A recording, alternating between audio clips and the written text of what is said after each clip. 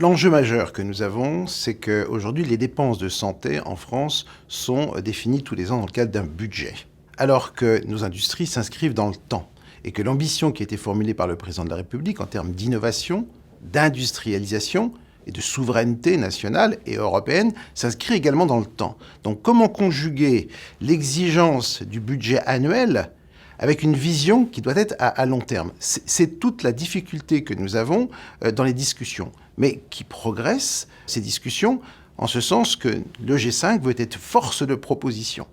Qu'il s'agisse des mesures de hausse de prix, sans rentrer dans la technique, les différents articles qui permettent de tenir compte de nos investissements industriels ou du risque d'un produit qui ne soit plus fabriqué en France. Et donc, on en tient compte pour qu'il puisse continuer à être fabriqué en France et que les patients y aient accès, ainsi que les médecins.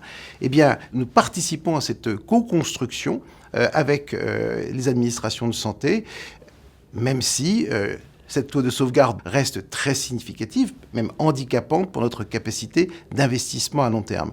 Comment réunir une belle ambition, qui est celle de la souveraineté, de l'indépendance sanitaire de l'Europe et de la France, avec des exigences budgétaires annuelles qui sont fortes? À nous de travailler ensemble et de co-construire des solutions.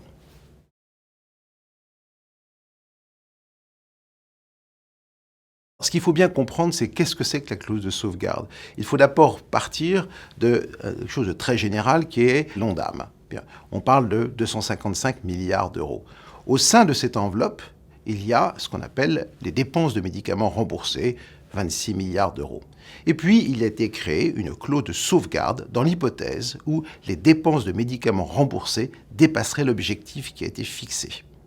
Et que cette clause, qui historiquement était faible, est devenue de plus en plus importante et surtout se met en œuvre très rapidement, ce qui est donc une taxation complémentaire pour nous, je dirais même confiscatoire, dans la mesure où elle limite notre capacité d'investissement dans l'innovation, dans la recherche et dans l'industrialisation, qui est vraiment notre particularité au G5 de création de valeur en France.